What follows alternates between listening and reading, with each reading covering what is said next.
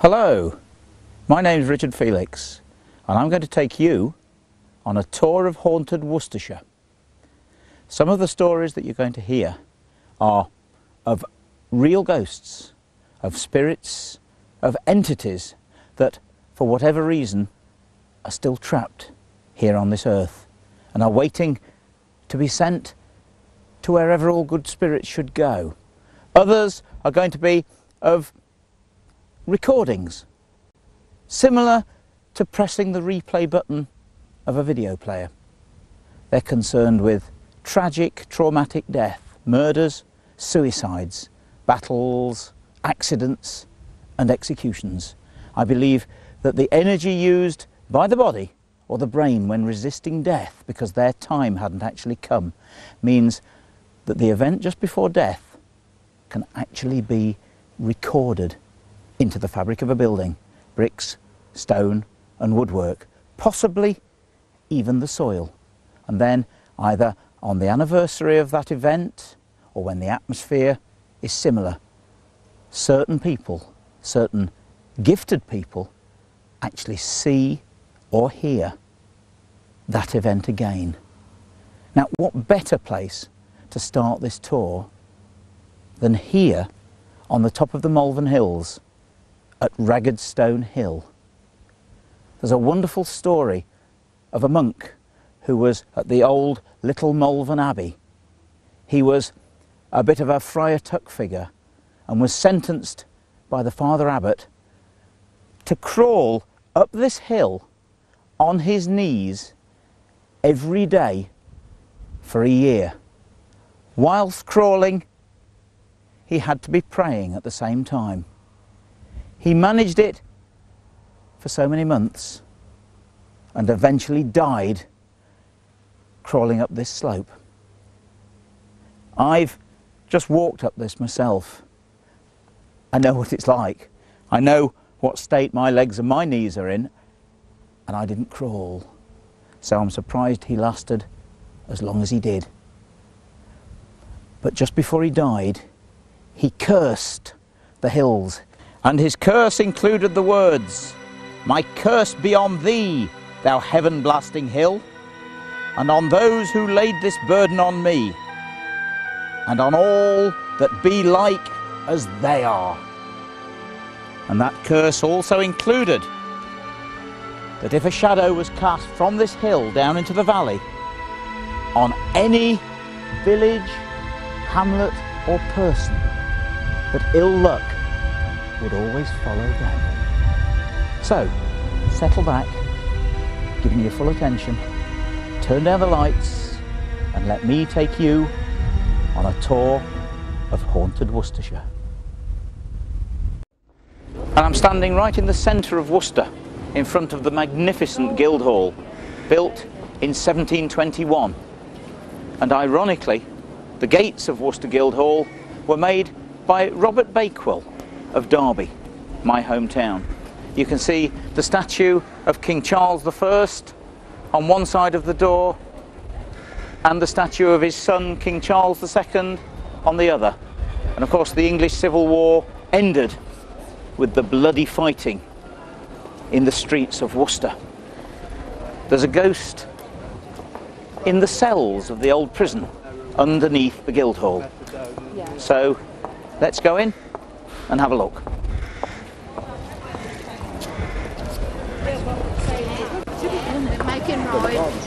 And now I'm downstairs underneath Worcester's Guildhall. The Guildhall was built in 1721. These cells, they believe, could go back to that date, but they know for definite that they go back to the 1860s.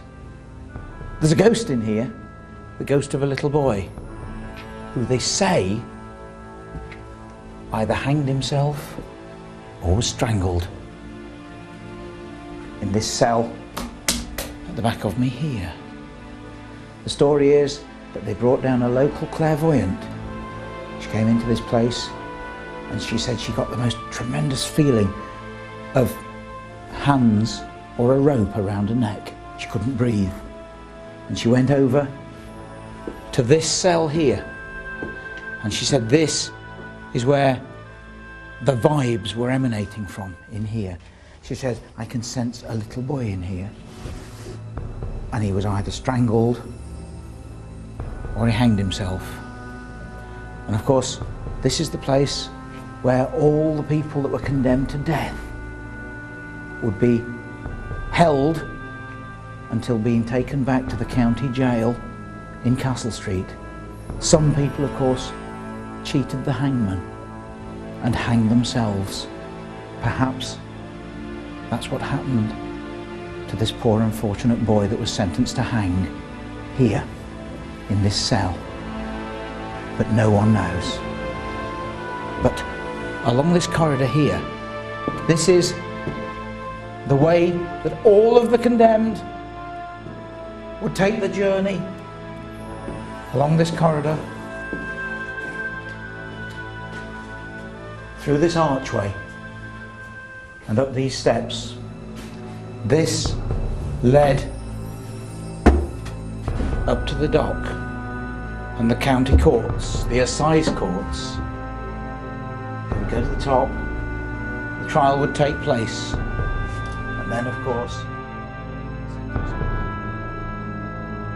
that you be taken back from this courtroom to the place from whence you came, and there to a place of lawful execution, where you will be hanged by the neck until you are dead. And may the Lord have mercy upon your soul.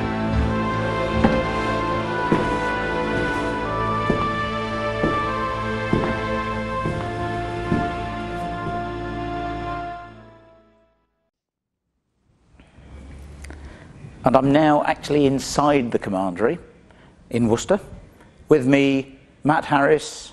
You are the marketing and events assistant for the building. And you've got just a few ghosts? One or two. Yes, the building's probably got about 1,000 years of history on the site. It's been all sorts of things. It was a monastic hospital. It was a private house, a printer's, a college for blind sons of the gentry, and it was the royalist headquarters at the Battle of Worcester in 1651. And of course, the Duke of Hamilton, who was the royalist commander, had his headquarters in this building. He did, yes. This was his personal billet. He held his council of war where they drew up the plans for the battle here. And during the battle, he was actually shot in the leg and brought back to the building. And died here? Died in one of the rooms over the far side. Really? Oh, can we have a look? Of course, yeah. That's great.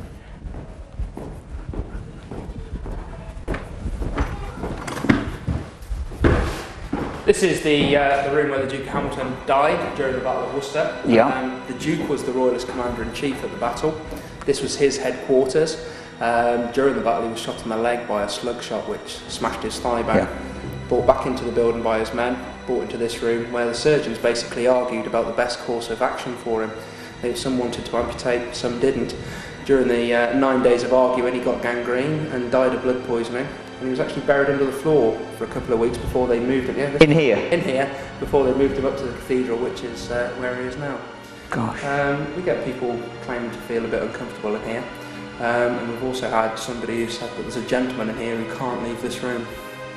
And they presume that to be the Duke of Hamilton? Because he's the only person we know for definite that's actually died in here. Yes. Fantastic. Right.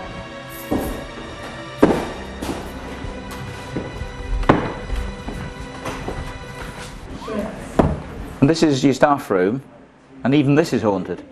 Yes, we've had one or two experiences in here. Normally when you're in the staff room making yourself a cup of tea in the kitchen, you get somebody open the door and walk in. You'll shout to see if they want a drink as well. Stick your head around the corner because you don't get an answer and there's nobody in here. You can actually hear though the footsteps on the floor, and if you look at the floor it's actually carpet. Yeah. But it's footsteps on a stone floor rather than... Yes, on a hard stone floor, you can actually hear them. Gosh, and do they continue on? I mean, obviously you don't know where they've gone to, but they've just obviously disappeared. Yeah, from the sound of it, it's like they've only ever got into the middle of the room, so you assume that they've come to the table and they're reading something. Oh God, and they've stopped? And they've stopped here. You stick your head around and there's just nobody there. It And induces the staff to get back to work quickly. I bet it does. I can imagine. It's fantastic. And this is, of course, where something happened to a member of staff. That's right, this is the solar room. One of our key holders was actually opening the building up. It was a morning in November a couple of years ago, and as he was over the far side of the building making his way down here, you could actually hear footsteps behind his.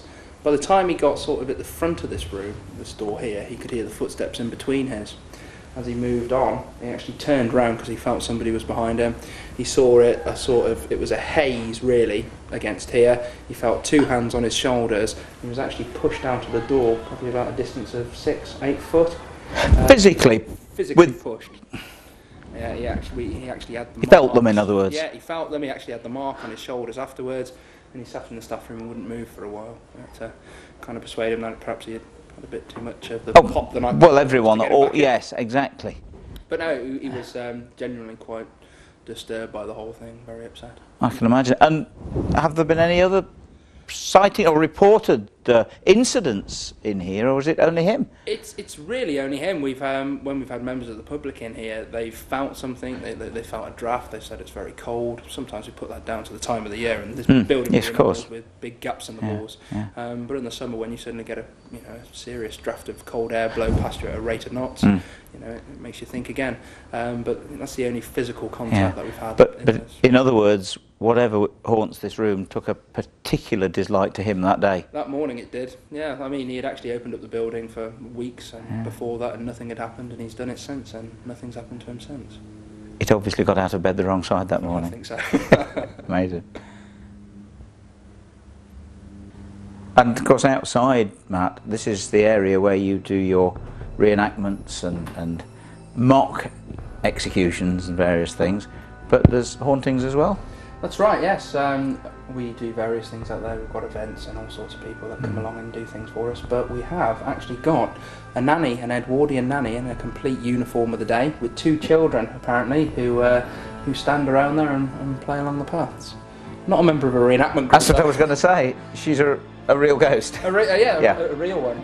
We had a member of the public with an evening function a couple of weeks ago who actually saw them. She was quite distressed about it. And apparently there's also a photograph in existence of the lady stood by one of the pillars up the top there. Oh, I say. Now those pillars, of course, are the only original part of the old building? The chapel, which used to stand out the back. They date from around 1080, and they were part of the central support for the chapel, which stood out the back of the building. Amazing. And of course, this is another baby room. That's it, yes. One of our members of staff has heard the baby in here on several occasions. We get members of the public who have heard the baby and quite distressed about somebody's left a baby unattended in the building. They come and tell the attendants in the shop, and we have to explain what it is. We did have a medium come in not so long ago who said that there was a child who was very sick in the building and had died in the building, so we just kind of assume that that's the one. Yeah, yeah. Look, I suppose when you must imagine, I mean, how old this building is, the number of deaths that must have gone on in the building. Then absolutely. I mean, the building would have seen its fair share of everything. Absolutely. During the Battle of Worcester itself, it was used as a kind of dressing station for wounded soldiers anyway, so I'm sure a few of those passed on here. Yeah. And during its time as a monastic hospital, it's bound to have seen sick people. Of course. Mm. Well, we're up in the attic now. When the building was a college for blind sons of the gentry, this was servants' quarters, this was their living quarters, and we've got a window here which we have problems with on a regular basis. It doesn't matter how many times you shut it and what you shut it with, you'll come in the following day and the window's open again. We've tried to nail it shut, we've wired it shut, absolutely everything. It doesn't matter what you do to it, the following morning it's always open like that. Gosh, I mean, I can actually see the fittings and various things that you've actually put on it to try and to wire it to stop it. Absolutely. But it really, genuinely doesn't stop it. It still opens. It's always open, and it'll only happen for 2 or 3 weeks a year, but it'll be constant throughout those 2 or 3 weeks.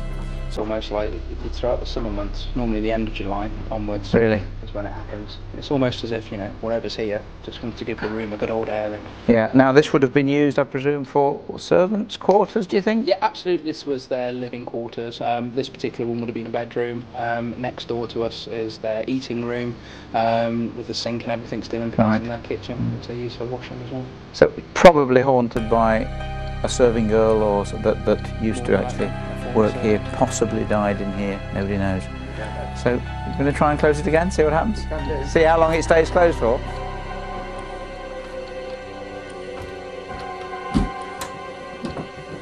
Oh, doesn't seem to be a problem with that. And we've actually been called back, for want of a better words, into the Hamilton room because something's happened while we've been in the building. Now, it's amazing the number of times that actually while we've done this national ghost tour that things have actually happened either to us or to people not long after we've been. The same thing happens on my ghost walks. People actually go home and I'll get a phone call the next day or something saying, something happened to me in the night. And here, a clock has, I mean, a lady just shouted to, as we were here, didn't she, Matt, that a clock has just launched itself off the mantelpiece here and smashed onto the floor. And, well, I don't know, it's a very ordinary clock, it's not an old clock, it's very modern. I don't know, I have no explanation for that. All we know, and as you can see, we did not do that, did we, Matt? We did not set this up or anything like that. And obviously, there's a poltergeist in this room.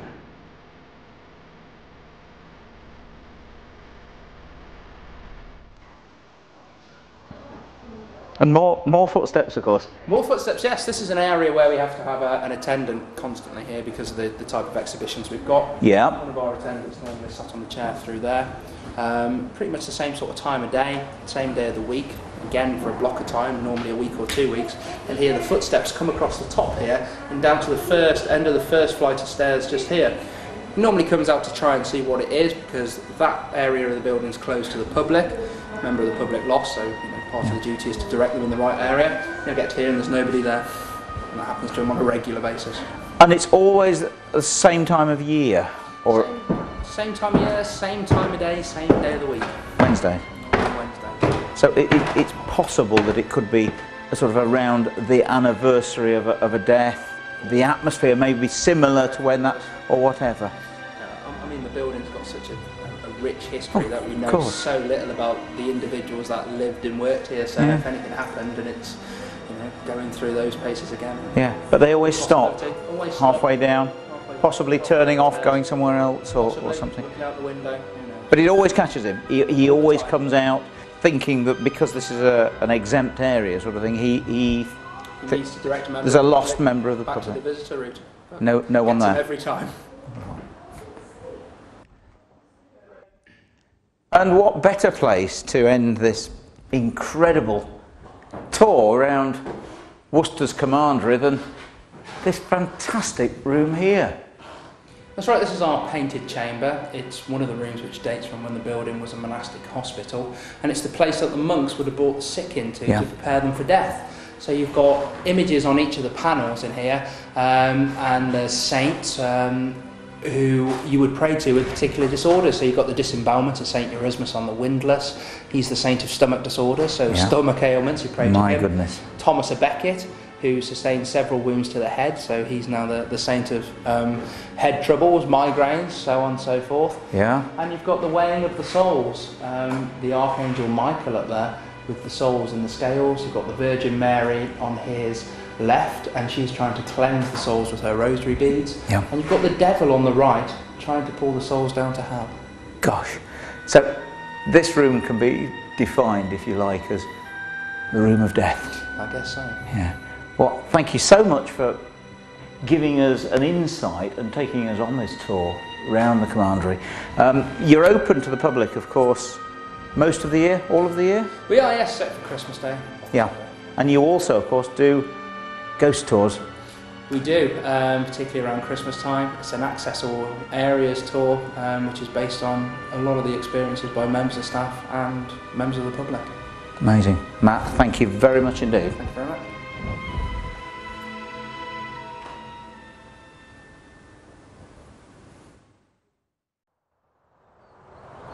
I'm in the tranquil little village of Oddingley in Worcestershire.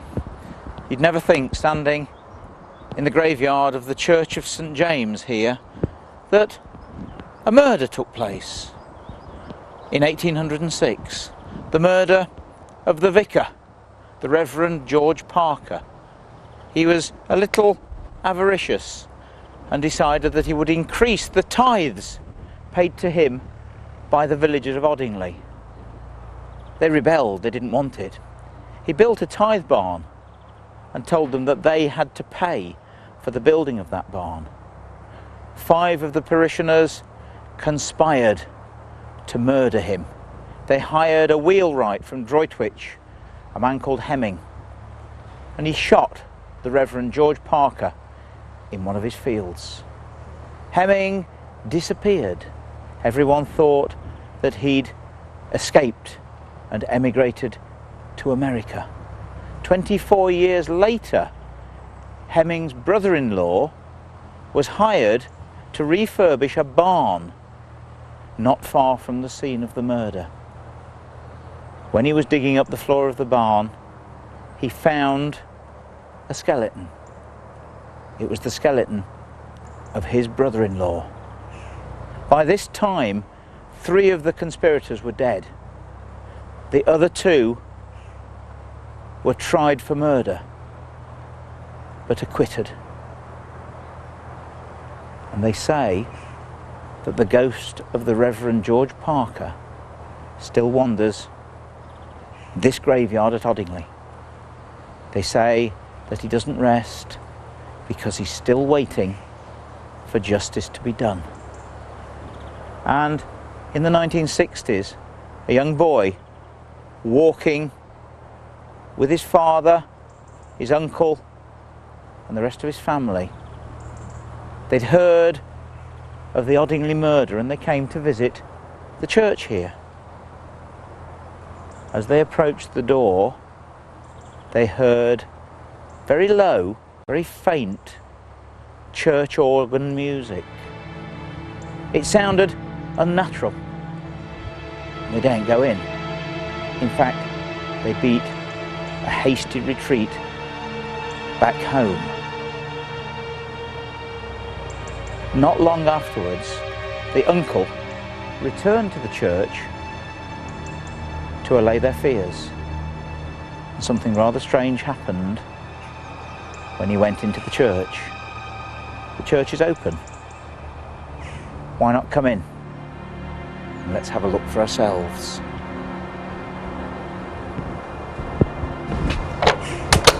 Now, entering the little church at Oddingly. This church is actually more famous for its 15th century stained glass window at the end there.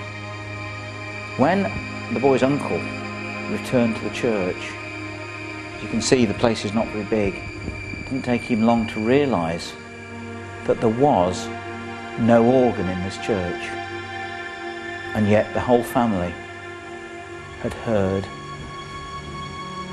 the low, ghostly sounds of an organ here in this church. Strangely enough, of course, now there is an organ in here, but after reading the inscription we realise that there was no organ in this church until 1980.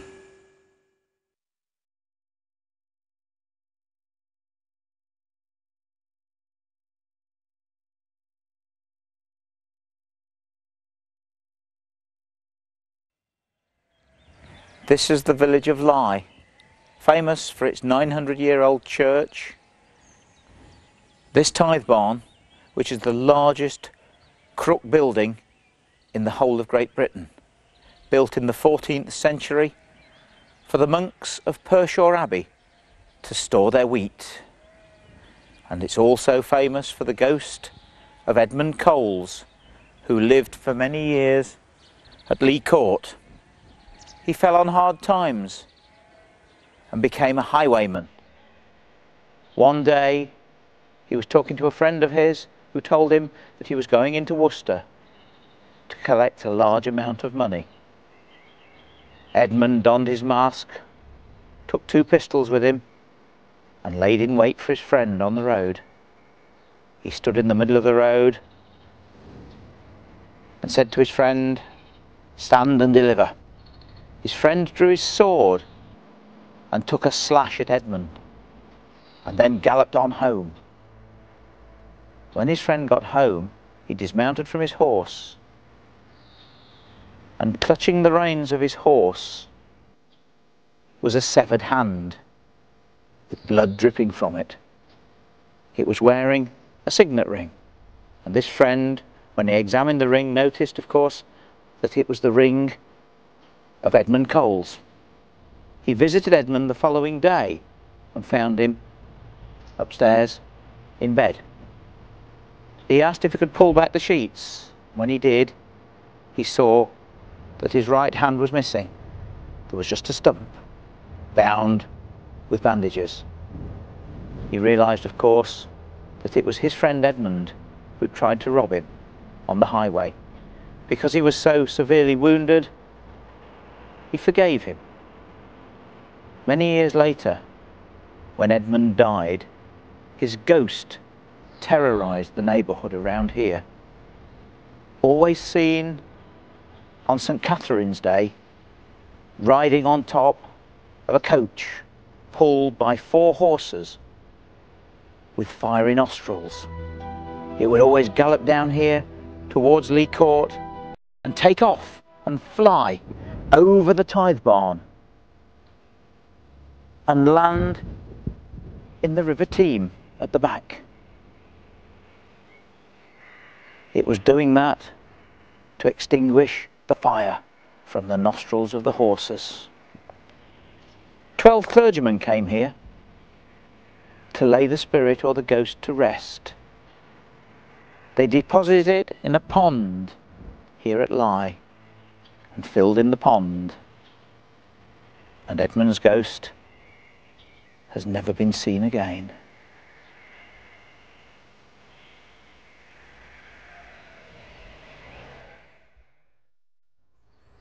Not many places in England have played such a part in history as the village of Powick. Henry III was captured by Simon de Montfort here in the village. In 1642, one of the first skirmishes of the English Civil War took place in this village of Powick. And in 1651, the bloody Battle of Worcester that was raging all around this area and cost the lives of thousands and thousands of English and Scottish soldiers. Around this area of Powick Bridge, the water ran red with blood, and so did the fields. Over 3,000 Scots died fighting for this bridge, which they held in the name of King Charles II for well over 2 hours. People in the village tell me that there are very few houses that don't have ghosts. Even the butcher's shop's got a ghost. And there is a ghost that still guards this bridge. A lady in 1948 who'd been doing a cycling tour of this country with a husband, a friend and her friend. They were on tandems. They were cycling over this bridge and they spotted the figure of a Civil War soldier standing on the bridge. He was wearing a buff coat and a flat, as she described as, Cromwellian hat. But she could only see his shoulders and his body. He had no legs. She only saw him for a few seconds and he disappeared. Both ladies saw the figure, but neither of the men saw it. And so, of course, the men were telling the ladies that they'd had too much to drink in the Red Lion pub. But of course, this business of being headless or legless, all it means is that the level of the road has probably changed since that fateful event in 1651. And just at the end of the bridge here, a rather fitting memorial to the lives of all the Scots that died around Powick Bridge, in memory of the thousands of Scots, Highland and Lowland, who fought here, far from home, so well and so bravely, against insuperable odds, and gave their lives in devoted loyalty to each other and to their leaders. The Battle of Worcester, 3rd of the 9th, 1651.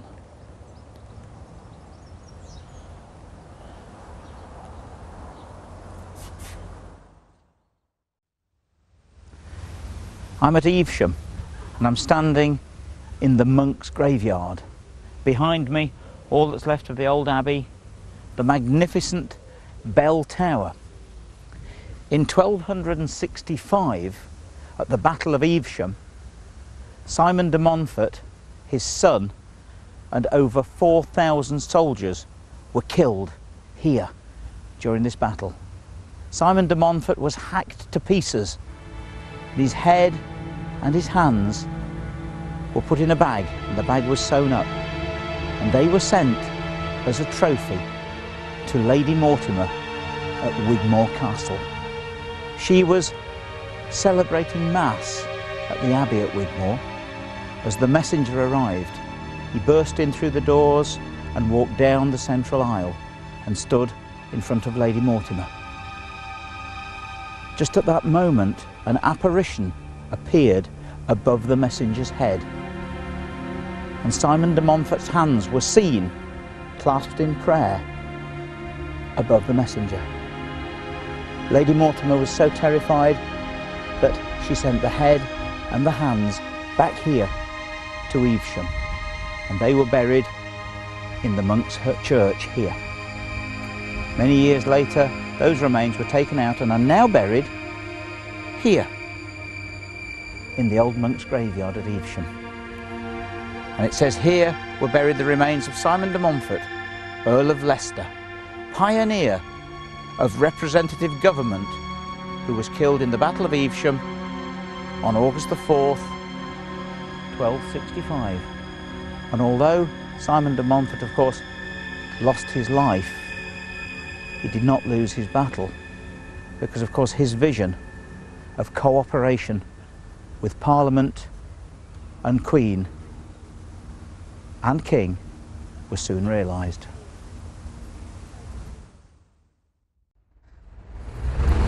This is the village of Headless Cross on the outskirts of Redditch. No one really knows why it's got that name. Some think it could be to do with the crossroads, others that it has macabre connotations.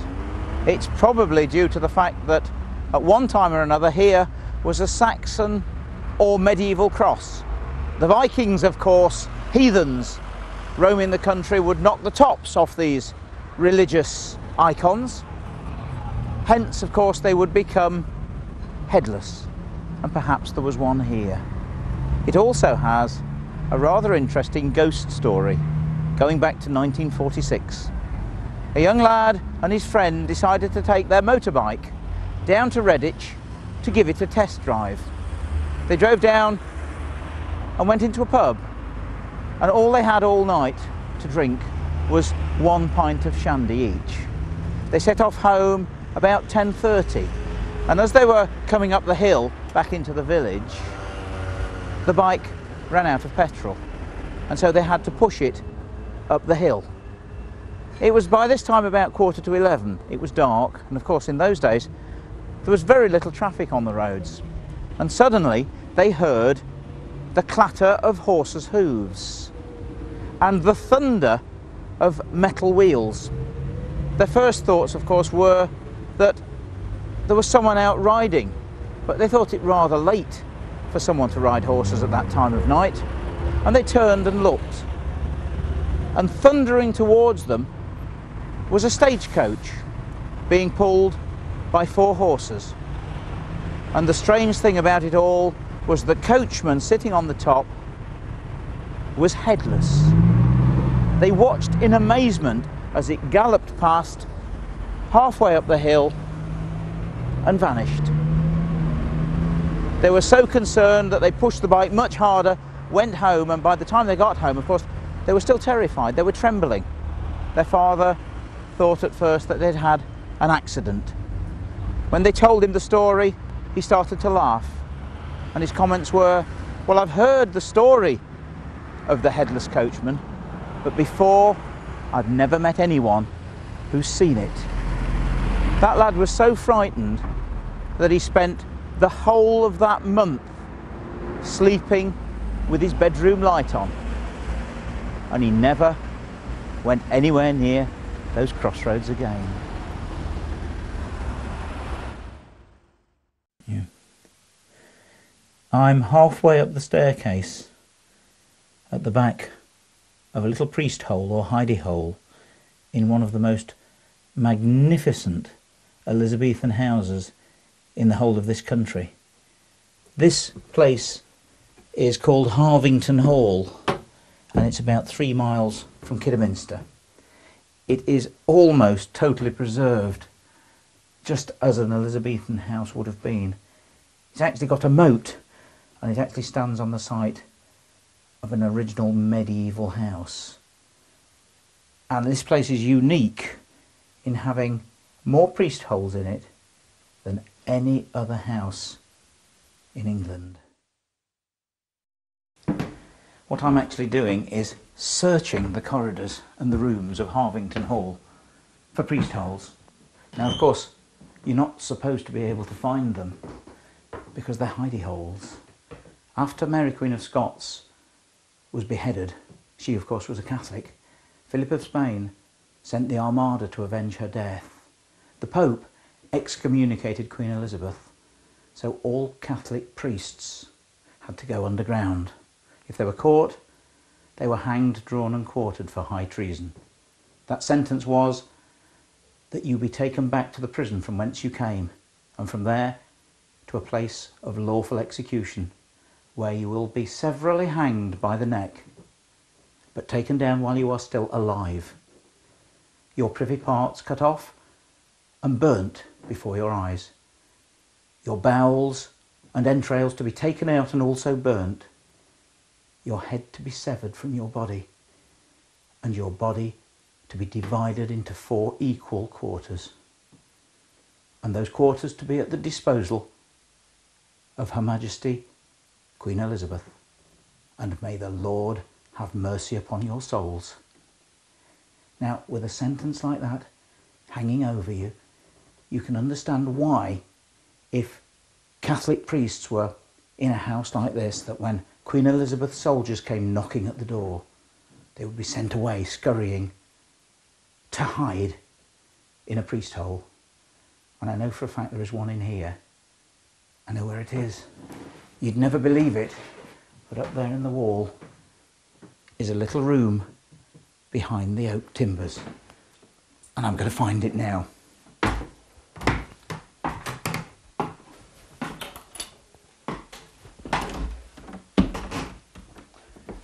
And if you push these timbers,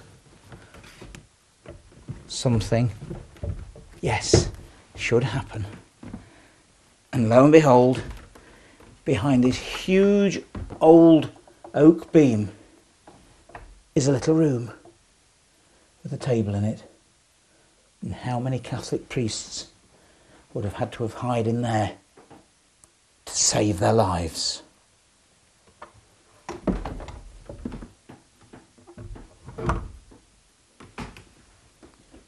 I wonder if there are any more around. I know there are, because in fact there's 13 here.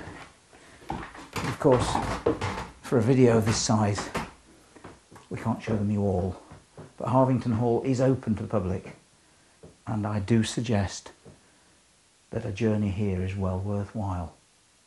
But of course, there are ghosts, and there's a wonderful ghost story to do with the moat. So let's go outside and have a look.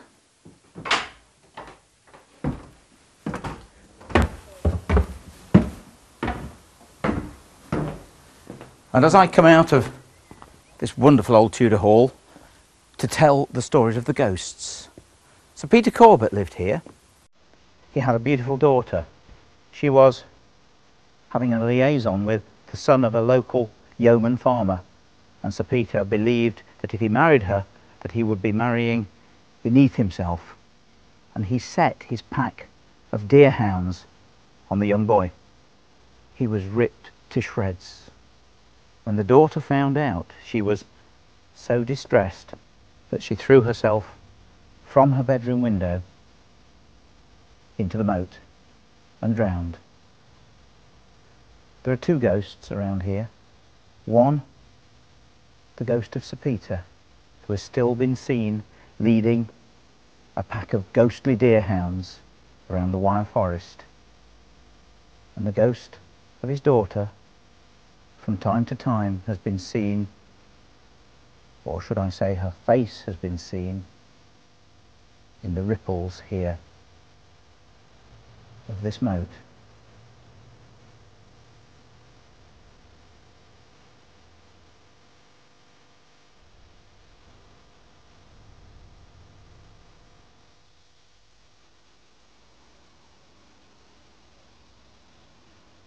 And we're in Kidderminster.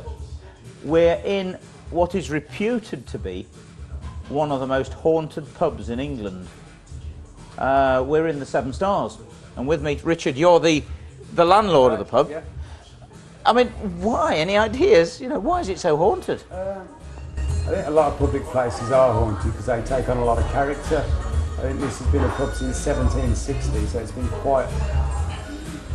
got quite a reputation over the years. I mean, it's been a brothel, places of ill repute, smugglers' dens, all sorts of stories that we've heard over the years. Yeah. So, of course, with so much life, there's going to be so much death that takes place as well, I would imagine. It's quite dark in its day. Yes, of course. Back in the lawless days of the 1600s and the 1700s. Yeah. You've personally not seen anything here, but of course you don't have to see ghosts, do you? That's the experience some things that we can't put our fingers on and we can't explain. But yeah, definitely we experience things here. So I've been upstairs in the bedroom late at night, and the dogs jumped up and started barking at a corner of the room for no reason at all. Yeah. And it was 2 days after that when we was lying in bed again. It was late at night, and the girlfriend's jewellery box, which is quite a cumbersome thing, just fell over onto its lid. And it was on the floor, so it didn't fall over, it was on the floor, and it rolled over onto its lid. And the dog didn't make a sound that day, but me and girlfriend both sat up in bed, looking round, and we couldn't see anything, so it was like underneath the covers and back to sleep, hoping it would leave us alone. Yeah, but I mean, basically, you accept it, you live with it, don't you? It hasn't done us any harm. No. I mean, we've got, we live here, and we've got a 3-year-old son now, and you see, all 4 of us, I suppose, or we all seem to get on. Yeah, I mean, has he mentioned anything yet about sort of anyone coming in his room, or because the children do tend to sometimes have imaginary friends? Well, that's what we call them anyway. I don't know. He hasn't let on us yet. No, it could come later. So just keep an eye, because they do often do this. If anything happens, I'll be on the phone. Yeah, but of course the dog senses it. The dog knows there's something's going on. Yeah. We used to run into this bar that we're in now. Yeah. About 1:45 in the morning, we used to have another member of staff work for us, Abby. Yeah. And she had a dog. And they both used to run in here at 1:45 on a regular basis, and we've never fathomed out why. But apparently, in this room, it's been known for things to fall off shelves and hit the floor and fly off shelves and hit people. But as I say, I still haven't experienced anything. There's a lot of people that have got a lot of interesting stories. Yeah. But it tends to leave you alone.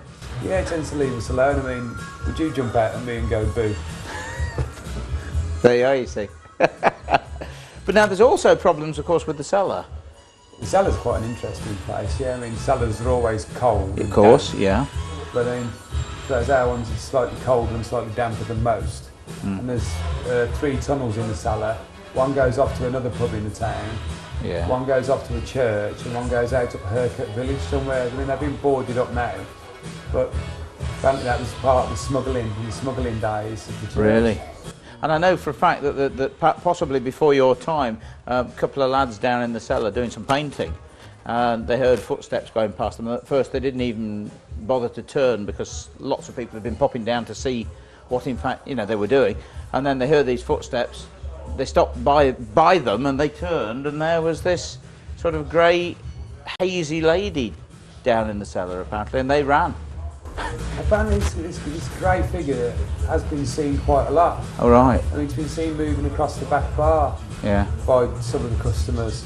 But as I say, I've never seen it. I wish I had, because I just like to turn around and say, I've seen the ghost out there. Of course, yeah. And it's been reported that everyone else has seen it, so I must be right. But apparently it is true that it's like you can't make out a face or anything. It's more of a grey mist. Yeah, a grey figure. Across the bar. Yeah, yeah. Who knows? Your day may come. You never know. It may be the spirits behind the bar talking when some of the customers see things. Could be, you never know. But I mean, you know, the atmosphere in the place alone is something fantastic. It's a very interesting pub, that's for sure. Yeah, Richard, that is fantastic. Thank you very much indeed. Enjoy catching ghosts. Thank you.